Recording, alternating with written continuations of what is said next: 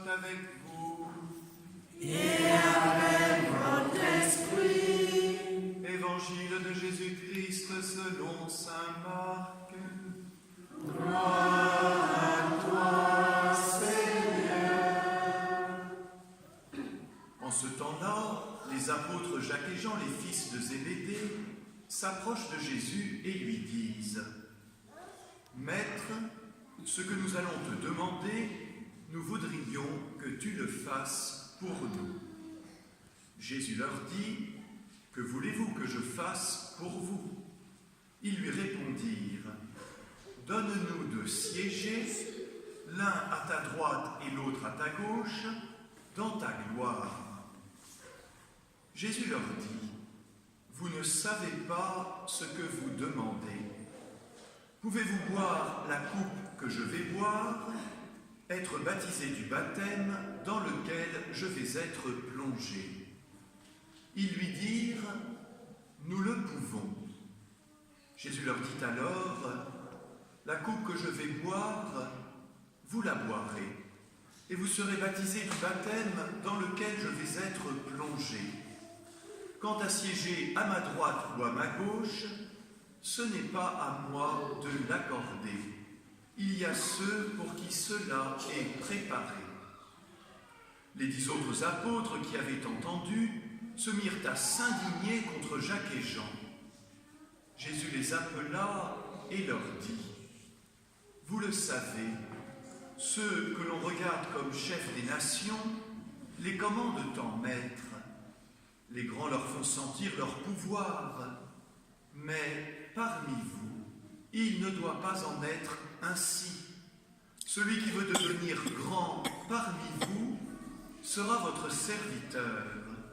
Celui qui veut être parmi vous le premier sera l'esclave de tous.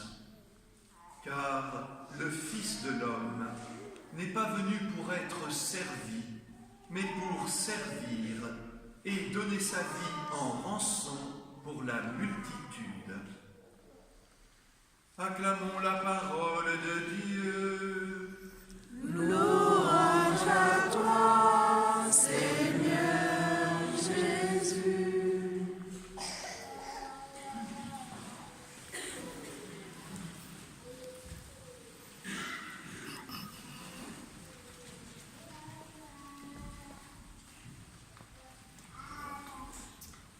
Notre Seigneur Jésus a dû connaître, comme on dit, des moments de solitude, se sentir vraiment seul, même entouré de ses apôtres, si lents à comprendre. Peut-être a-t-il dit une fois : Mais qu'est-ce que j'ai fait au bon Dieu pour avoir des disciples aussi lents à comprendre ? Car dans notre évangile, c'est déjà la 3e fois que Jésus a annoncé sa passion, qu'il a annoncé aux apôtres qu'il devrait être arrêté, mourir et ressusciter le 3e jour. Mais plus Jésus leur annonce, moins ils comprennent. Et là, Jacques et Jean viennent, si j'ose dire, faire déborder le vase avec cette étrange demande. Donne-nous, Seigneur, de siéger à ta droite et à ta gauche dans la gloire. Vous le savez, la droite et la gauche, ce sont les places d'honneur. Jacques et Jean viennent demander les places d'honneur à Jésus. Alors on va d'abord se demander quelle est la raison de cette question que recherchent Jacques et Jean. Et puis après on va s'interroger, mais comment Jésus a-t-il répondu à leur demande? Et il y a répondu d'une manière à la fois très fine, pleine de bonté et aussi pleine d'appel à la conversion dans cette réponse de Jésus. Alors Jacques et Jean demandent à siéger à la droite et à la gauche de Jésus. Ils font une demande certes religieuse, mais une demande en même temps qui n'est pas conforme à ce que Jésus leur a enseigné. Au fond, ils veulent se servir de la religion pour avoir une belle position, veulent bien suivre Jésus, ils veulent bien servir Dieu, mais dans leur idée, la religion reste liée au pouvoir, la religion reste liée au succès, la religion reste liée à une sorte d'ascension. Dans ce royaume de Dieu que Jésus a annoncé, puisqu'il en est le Messie, Jacques et Jean se disent qu'il va y avoir besoin d'être ministre, il va y avoir besoin d'aider Jésus. Alors donne-nous d'être l'un premier ministre et l'autre ministre de l'Intérieur, et nous te servirons, Seigneur Jésus, à partir de ces places d'honneur.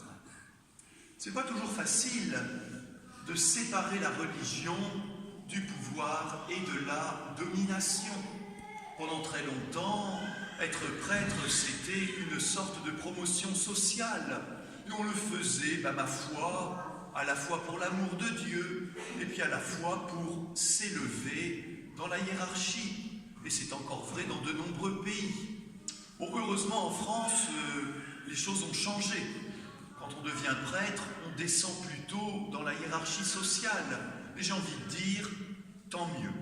Car le Fils de l'homme n'est pas venu pour être servi, mais pour servir. Et puis nous tous, que pouvons-nous en dire? Est-ce que dans nos prières, est-ce que dans notre pratique de la religion, que demandons-nous à Jésus? Alors bien sûr, nous demandons beaucoup de choses, mais est-ce que nous les demandons d'abord pour notre intérêt? Est-ce que nous les demandons d'abord pour notre profit? Est-ce que nous les demandons d'abord pour notre succès, pour améliorer notre position sociale, même un petit peu? Dans ce cas-là, frères et sœurs, nous sommes quand même, il faut le dire, dans l'état d'esprit de Jacques et de Jean, qui viennent demander au Seigneur d'améliorer leur position sociale. Et nous risquons toujours, même avec les meilleures intentions du monde, de ramener Jésus à nous, de ramener la volonté de Dieu à notre volonté. Vous savez que dans Notre Père, nous récitons ensemble d'un même cœur et sans doute avec foi. Seigneur, notre Père, que ta volonté soit faite sur la terre comme au ciel. Mais frères et sœurs, méfions-nous. Parfois nous changeons un petit mot et au lieu de dire que ta volonté soit faite, dans notre cœur nous disons que ma volonté soit faite sur la terre comme au ciel. Peut-être sans nous en rendre compte, voilà, notre demande devient non pas de rechercher la volonté de Dieu, mais la nôtre pour notre profit, à la manière de Jacques et de Jean. Alors comment Jésus va-t-il réagir? Moi, si j'avais été Jésus, mais heureusement je ne suis pas Jésus, eh bien, croyez-moi, je leur aurais passé un sacré savon à Jacques et Jean. Je leur aurais fait une morale bien sentie. Je leur aurais appris l'humilité. Je les aurais admonestés pour leur orgueil. Ce n'est pas ainsi que Jésus a répondu. Savez-vous ce que vous demandez? Non. Vous ne savez pas ce que vous demandez. D'abord, Jésus les éclaire sur leur demande. Ils ne savent pas ce qu'ils demandent. Pouvez-vous boire la coupe que je vais boire? Pouvez-vous être baptisé du baptême dont je vais être baptisé? La coupe dont parle Jésus, c'est la coupe de son sang. Le baptême dont il parle, c'est le baptême de la mort pour passer à la vie nouvelle. Autrement dit, Jésus leur demande d'une manière un peu cryptée, pouvez-vous me suivre jusque dans ma mort et ma résurrection? Alors, Jacques et Jean n'ont pas compris ce que Jésus disait. Et pourtant, ils ont répondu, oui, nous le pouvons. Et Jésus ne va pas les traiter d'orgueilleux. Il ne va pas leur dire, mais vous êtes complètement idiots, vous ne savez même pas à quoi vous répondez. Il va leur donner une prophétie. Il va leur dire, eh bien oui, ma coupe, vous la boirez. Le baptême que j'ai reçu, vous allez le recevoir.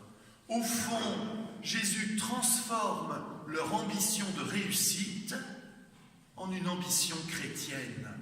Et il fait cela parce qu'il a lu dans le cœur de Jacques et de Jean, malgré cette première demande qui n'était pas la bonne, une grande générosité, un vrai désir, et au lieu de leur faire la morale, il élève leur demande, et maintenant il la relie à lui, le Seigneur Jésus, et il leur révèle qu'ils vont être capables, en leur temps, de donner leur vie en sacrifice, en martyr pour lui, Jésus. Et c'est vrai, Saint Jacques sera le premier apôtre qui donnera sa vie pour Jésus. Et Saint Jean aura un admirable chemin d'apôtre, et dit une tradition, tout à la fin de sa vie très âgée, il donnera aussi sa vie pour Jésus.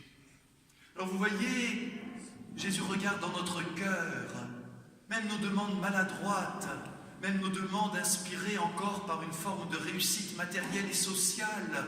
Jésus discerne une générosité et il veut épurer, purifier nos demandes et les relier à lui, Jésus. Vous savez que ce qui est arrivé aussi à beaucoup de saints, Saint François d'Assise rêvait d'être un grand marchand, rêvait d'être un homme brillant. Il l'a été, mais par le chemin de la pauvreté et de la suite du Christ. Saint Ignace de Loyola, qui a fondé l'ordre des Jésuites, notre pape est jésuite, au début il voulait être un grand chef de guerre, il voulait réussir socialement à la pointe de l'épée, et il est devenu par sa conversion au Christ soldat de Jésus, et il a déployé cette magnifique énergie pour la cause de Jésus. Alors dans nos cœurs, il y a tellement de générosité, mais parfois elles sont comme perverties par notre recherche de la réussite humaine. Eh bien, Jésus les lie dans notre cœur et les transforme pour nous permettre de les exercer à sa suite. Alors les autres apôtres sont indignés. Qu'est-ce que c'est que ça? Pourquoi réclament-ils les places d'honneur? Et nous, et à tous, Jésus dit, celui qui veut être grand, qu'il devienne le serviteur de tous. Celui qui veut être premier, qu'il devienne l'esclave de tous. Jésus ne dit pas, ne recherche pas la grandeur. Jésus ne dit pas, n'aie aucune ambition dans ta vie, mais il nous dit ton ambition faisant un chemin de vie donné à ma suite. Et là, tu seras vraiment grand. Les saints sont grands. Ils sont grands de l'image de la grandeur de Jésus. Et donc quand Jésus nous invite à suivre et à donner sa vie comme lui l'a fait, ce n'est pas pour qu'on ait une petite vie toute humble, toute médiocre. Au contraire, il veut déployer notre générosité dans le service des autres. Alors pour terminer, comment faire? Car cette parole est difficile. Celui qui veut être le premier, qu'il soit le serviteur de tous. Eh bien, frères et sœurs, nous n'y arriverons pas simplement par cette parole, parce que cette parole nous dépasse, parce que cette parole est trop difficile. Nous n'y arriverons qu'en contemplant Jésus. Le Fils de l'homme n'est pas venu pour être servi, mais pour servir. Ce qui va libérer notre cœur, ce qui va permettre à notre générosité de devenir à la manière de Jésus, c'est de contempler le serviteur qu'est Jésus. Nous l'avons entendu dans le livre du prophète Isaïe, qui annonçait ce serviteur qui donne sa vie pour tous. Eh bien, frères et sœurs, ce serviteur est beau, ce serviteur est grand, ce serviteur est admirable, ce serviteur Jésus suscite notre amour. Et du coup, en contemplant la croix de Jésus, nous n'allons pas d'abord contempler la souffrance de Jésus. Nous allons d'abord contempler la beauté. Nous allons contempler l'amour qui se donne. Nous allons contempler la grandeur de Jésus dans sa position de serviteur. Les saints sont beaux. Les saints qui ont imité Jésus sont grands, mais ils sont grands de cet esprit du service, et nous n'arriverons pas à mettre en pratique cette parole de Jésus dans notre vie, celui qui veut être le premier, qu'il soit le serviteur de tous, si nous ne sommes pas attirés, saisis dans notre cœur par la beauté de Jésus, le serviteur. Alors, frères et sœurs, pour que cette parole trouve dans notre vie un chemin, prenons le temps cette semaine de regarder la croix. Prenons le temps cette semaine de contempler la beauté de Jésus. Laissons grandir dans notre cœur le désir de l'imiter, le désir de le servir en servant nos frères, et surtout, laissons-nous imprégner de cette beauté du serviteur. Alors vraiment, nous aurons envie davantage de l'imiter. Alors vraiment, nous abandonnerons nos idées trop humaines de grandeur, de domination, de supériorité, et nous marcherons avec Jacques et Jean et les autres apôtres dans le chemin du serviteur. Amen.